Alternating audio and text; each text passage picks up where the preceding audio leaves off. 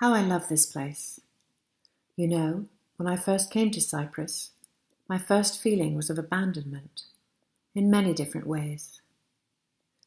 I arrived on the 31st of December at night, and I was moving there for good, even though I'd never seen it before. I thought it would be a Greek island. I think January 1st was a Sunday that day. I guess you can imagine what Nicosia looked like. Empty, cold, and dreary. I felt abandoned, let down for having been told of the wonders of Cyprus. I also felt like the place was abandoned, a God-forsaken place. And I was, of course, in the literal sense, and without dramatizing, an alien. The feeling never really left me, and it's partly because strong first impressions always carry more weight than they deserve, but also because the impressions had something truthful about them. What I realized afterward was that this abandonment was a feature of life on the island. It's a disputed place. In a way, it's marked by a history of defeats and no victory. That's what divided means. Everybody loses. Populations were swapped, and part of the identity is to have been uprooted.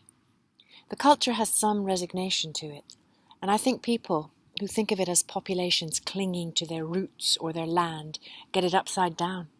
It's inertia, mostly, and fatalism, and frustration, of course. So my sense of abandonment, paradox aside, was my first step towards fitting in. In this context, this place has a role for me. It is literally abandoned, a dead zone, a no man's land. It is the place of the mutual defeat, the buffer zone. But, strangely, all of this also means that it's a place that dates back to when Cyprus could really function as an imperfect home for its people. A time before the mutual abandonments. And it has a wholesomeness, timelessness to it. Interestingly, this timelessness seems to erect itself in defiance of the superficial work of the humans. No buildings, very discreet cultivation, it's pure land. I even wonder if it could count as a place at all. This is what makes it a great place for me to run. It is unfrequented. I almost said abandoned, but in a way it's much less abandoned than the city. It's not abandoned so much as ignored. I think the difference matters because abandonment is a relationship. An abandoned place has been given up. This is why abandonment makes so much of the national psyche on the island. Being abandoned is an identity. As for me, connecting with this place by running made me feel like I belonged here much more than the locals did. Between the social life, which is so saturated with symbols, and the soil of the island, there is a great many layers for the locals. For me, there's nothing. This is why it's just me running around here. Unmediated relation to the geology of the place, the privilege of the foreigner. It's very barren, lots of crickets, some snakes, and big hares. They're beautiful. Even when they run away, they're quite relaxed. Of course, it's full of signs of war, mostly signs of possible war, more than of the past war.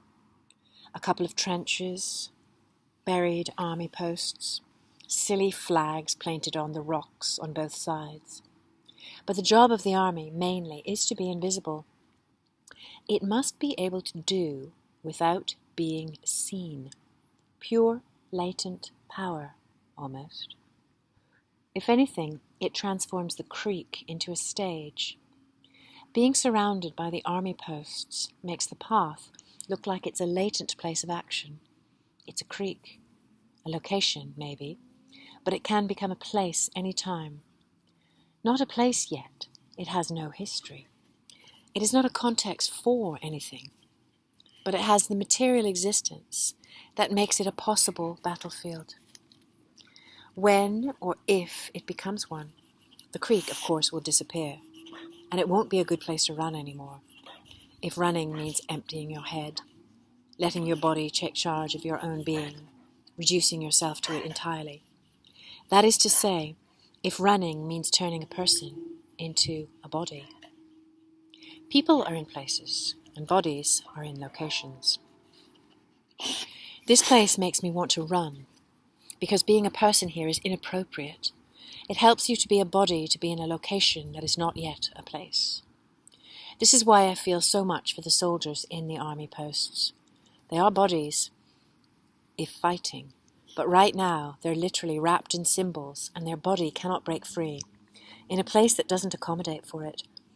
I have never felt so different from a soldier as then. It's like I was naked, running, and they were overdressed, all in the desert.